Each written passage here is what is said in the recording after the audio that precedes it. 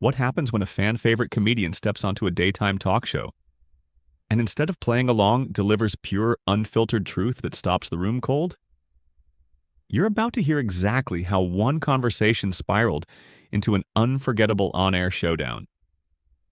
Because what unfolded between Joy Behar and Leanne Morgan on The View wasn't just awkward, but it was ruthless. But before we get into it, make sure you're subscribed and drop your thoughts in the comments because this story takes a turn you won't see coming. The moment Joy Behar took her seat at the table, she wore that familiar, confident smirk. The look that said she ran the room. Studio lights glinted off her perfectly styled hair as she casually flipped through her notes, clearly expecting another smooth segment where she'd dominate the conversation with ease. The producers had invited Leanne Morgan, a fast-rising name in country-style comedy. And to Joy, this felt like an effortless setup. A chance to spar with a small-town comic and remind everyone who the veteran was. But here's the question no one was asking yet. What if Joy had underestimated her guest? "All right, ladies, we're back," Joy announced with theatrical confidence, turning toward the cameras. Joining us today is Leanne Morgan, who seems to think joking about small-town life makes her the next big thing in comedy. So, Leanne, tell our audience why your little stories are supposed to be so special.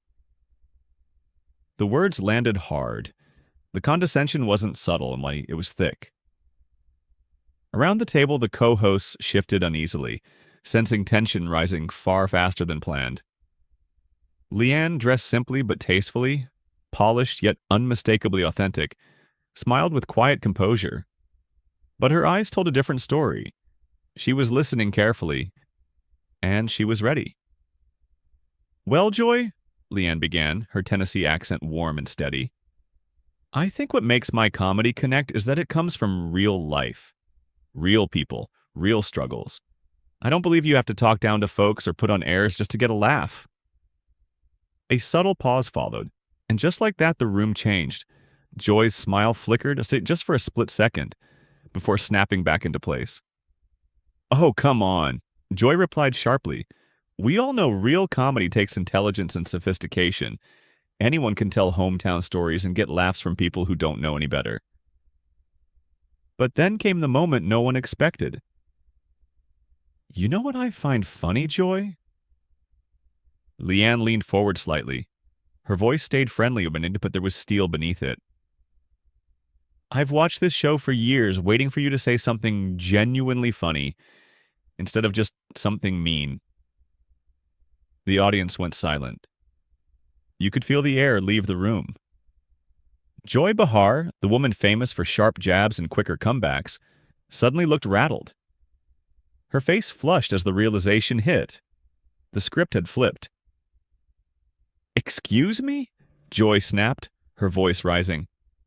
"I've been doing comedy longer than you've been alive. Don't come on my show and lecture me about humor." Leanne didn't raise her voice. She didn't smirk. She didn't flinch. "Oh, honey," she replied gently. "I'm not lecturing, I'm just observing. Where I come from, we were taught that being mean isn't the same thing as being funny. But maybe that's just small-town values." Joy's hands tightened against the table. "Small-town values?" she shot back. "You mean small-minded thinking. Real comedy challenges people. It isn't all sunshine and folksy charm." Leanne nodded slowly, thoughtfully, and then delivered the line that changed everything. "You're absolutely right, Joy. Comedy should challenge people. So let me ask you this. When was the last time one of your jokes brought people together instead of tearing them down? When did you last make someone feel better about themselves?" Silence. Not the awkward kind, the heavy kind. Joy opened her mouth, and nothing came out.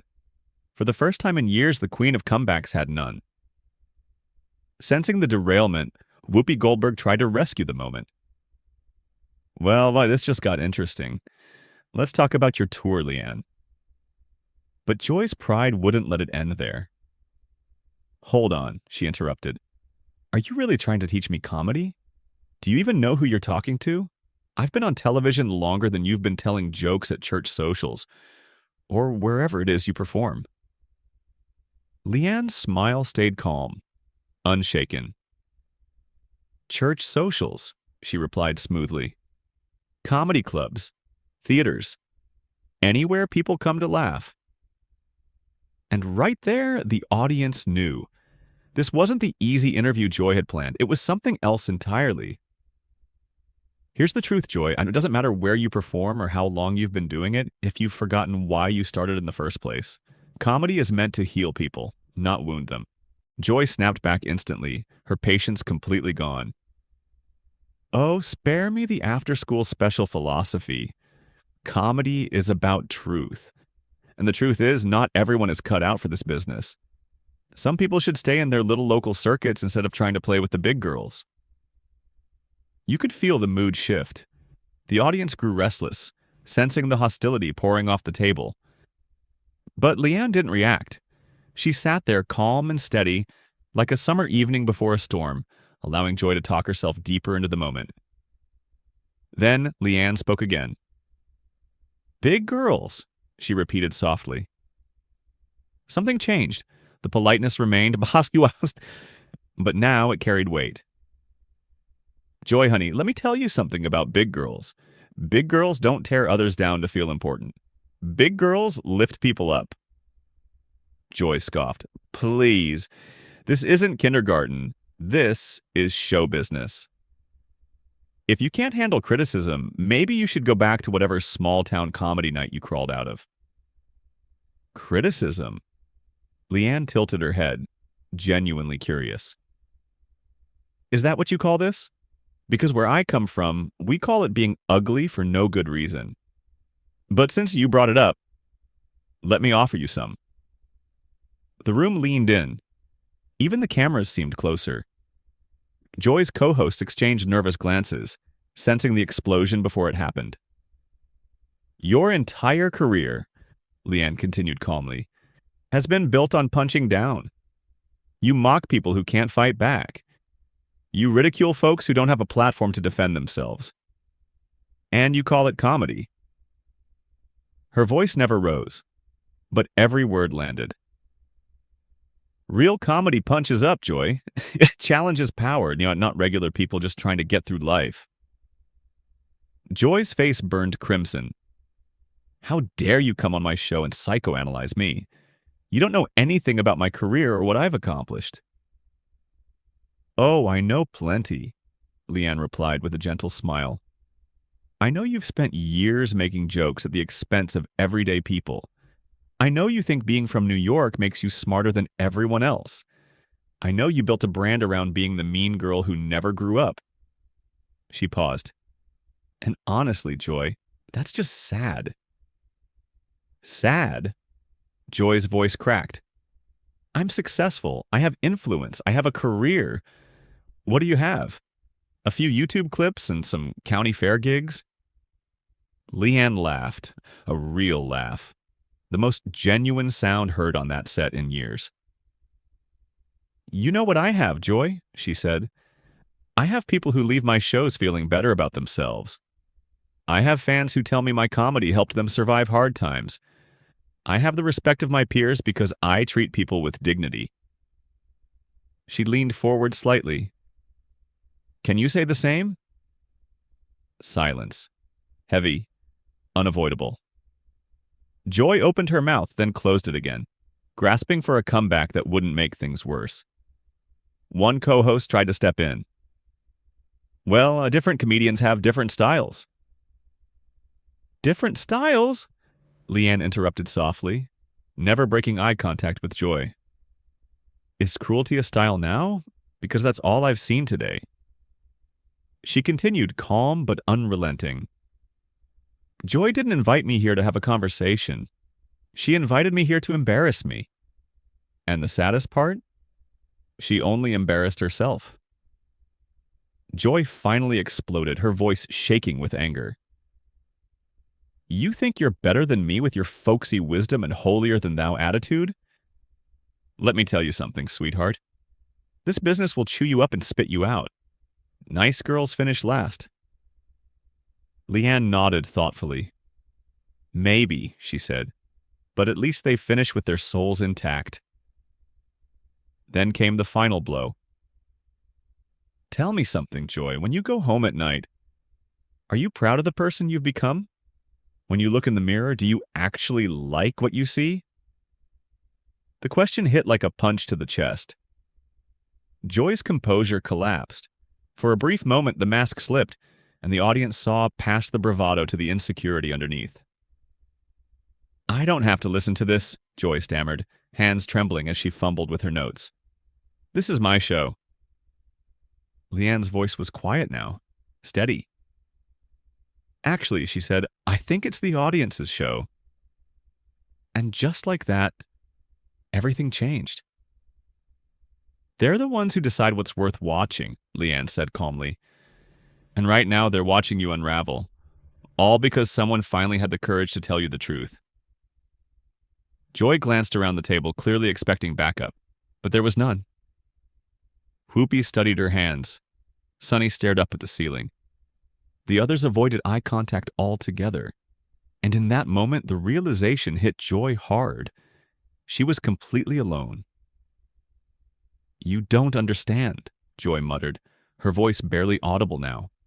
This is how this business works. You have to be tough. You have to fight for your place. No, honey, Leanne replied gently, almost sadly.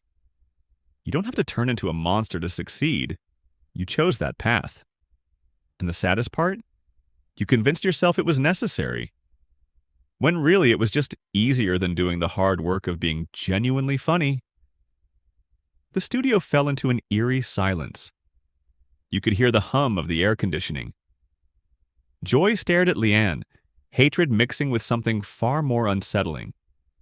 Recognition. For a brief second, it looked like she was seeing herself clearly for the first time in years. Her breathing grew shallow, frantic. Then the defenses snapped back into place.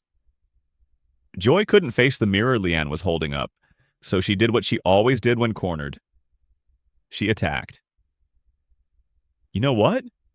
Joy shot up from her chair, the scrape of metal against the floor screeching through the studio. I've had enough of this sanctimonious garbage. You come in here acting like some comedy saint, but you're nothing.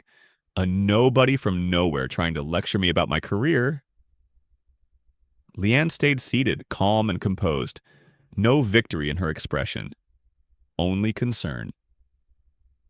Joy, please sit down, she said softly. We're just talking. No, Joy shouted, her voice echoing off the walls. This isn't a conversation, it's an ambush. You came here to make me look bad, and I won't stand for it. The audience shifted uneasily. Phones came out. Everyone knew they were witnessing something that would be replayed for years. Behind the scenes, producers scrambled, torn between cutting to commercial or letting the implosion continue. I didn't come with an agenda, Leanne said quietly. I came to talk about comedy, but if this feels like an attack, maybe you should ask yourself why. Sometimes the truth feels violent when we've been lying to ourselves for too long. Stop it! Joy slammed her hand on the table, coffee cups rattling. Enough with your fake wisdom and folksy psychology. You think you're so insightful? Here's the real truth. This business is brutal. It's survival of the fittest. And the fittest isn't some small-town nobody who thinks she can waltz in here and lecture her betters. Whoopi finally tried to step in. Joy, maybe we should take a breath. Joy spun toward her. Don't start, Whoopi. I'm the one with the edge. I ask the hard questions. I say what everyone else is thinking. Leanne's voice sliced cleanly through the rant. Is that what you think you do? She asked calmly. Because what I see is someone who mistakes cruelty for courage and meanness for intelligence. You don't ask hard questions, Joy. You ask cruel ones. Joy's face flushed purple, rage spilling out unchecked. I don't have to take this from some amateur who probably learned comedy from sitcom reruns. You want to know what real comedy is? It's telling the truth, even when it hurts. And here's the truth. You'll never be more than a novelty act. A cute distraction for people who don't recognize real talent. The silence that followed was heavy. Not just uncomfortable, but condemning. Even Joy seemed to realize she had crossed a line, but she was too deep in her fury to retreat. Leanne stood slowly, her movement deliberate, graceful. When she spoke, there was no anger, only sadness. And somehow, that made her words hit even harder. "You're right about one thing, Joy," she said softly. "Comedy is about telling the truth, even when it hurts." She paused. "So here's the truth you don't want to hear. You're not the victim here. You're not being wronged. You're just a bitter woman who spent so many years tearing others down that you've forgotten how to build anything up, including yourself." Joy opened her mouth to fire back, but Leanne gently raised her hand.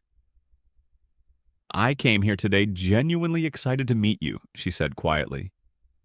"I grew up watching you. I thought you were this strong, fearless woman who survived a tough industry with humor and grit. But what I see now—" She paused. "What I see now is someone who let that business turn her into something ugly. And the saddest part is, you don't even realize it." "How dare you?" Joy whispered. But the fire was gone. "I dare because someone has to," Leanne replied, her voice steady. "Your co-host won't tell you, your producers won't tell you, and your audience deserves better than what you've become. They keep watching out of habit, not because you bring them joy anymore." She leaned in slightly. "When was the last time you brought anyone joy, Joy?" Joy didn't answer. "Joy?" The question hung in the air like a verdict. Joy slowly looked around the studio, at the cameras, the audience, her co-hosts, and for the first time she seemed to truly see what everyone else had been seeing all along. A woman worn down, bitter, isolated. Someone who had traded her humanity for the illusion of power. "I've been doing this for 30 years, Joy said weakly, as if the number itself could protect her. "And what do you have to show for it?" Leanne asked gently. "Really?" She didn't raise her voice. She didn't need to. "Because from where I'm sitting, all I see is someone who spent 3 decades becoming someone nobody wants to be around, unless they're being paid to." Joy's face collapsed. For a moment, it looked like she might cry. Then, one last flare of anger. One final attempt to regain control. "You think you've won something here?" Joy snapped, her voice shrill and desperate. "You think humiliating me on my own show is some big accomplishment? Congratulations! You've just destroyed someone who was already down. That must make you feel really good about yourself." Leanne shook her head slowly. "Actually," she said softly, "it makes me feel sad. Sad, not triumphant. Because I can see who you could have been. I can see traces of the comedian who probably started out wanting to make people laugh, not cry. But you buried her under so much bitterness and cruelty that I don't think even you remember who she was anymore." Joy swayed slightly, as if the words had physically hit her. The fight was gone. Completely. She looked around the studio one last time. When she spoke again, her voice was barely audible. "I can't do this anymore." And then she walked off the set. Not a dramatic storm out, not a statement. Just the slow, defeated walk of someone who had finally seen themselves clearly and couldn't bear the reflection. Her heels echoed against the studio floor, then faded into silence. The cameras kept rolling. No one spoke. Leanne stood there, visibly shaken, watching Joy disappear behind the curtain. Whoopi finally broke the silence, trying to salvage what remained of the show. "Well, that was certainly something. Leanne, thank you for being here today." "Thank you for having me," Leanne replied politely. But her heart clearly wasn't in it anymore. "I truly hope Joy finds what she's looking for." As the show cut to commercial, the audience sat stunned, slowly processing what they had just witnessed. They came expecting light daytime entertainment. Instead, they watched the complete psychological unmasking of a television personality who had spent decades hiding behind cynicism and cruelty. And in the end, it wasn't shouting that brought Joy Behar down. It wasn't insults. It wasn't rage. It was something far more powerful, the truth, delivered calmly, compassionately, and without malice by someone who refused to play by Joy's rules. That's how a small-town comedian from Tennessee did what no politician, no celebrity, no fellow comic ever managed to do. She held up a mirror, and the reflection was unbearable. So here's the question for you. What does it take for someone to change when they've spent decades becoming someone they were never meant to be? Drop your thoughts in the comments. And don't forget to subscribe for more stories like this.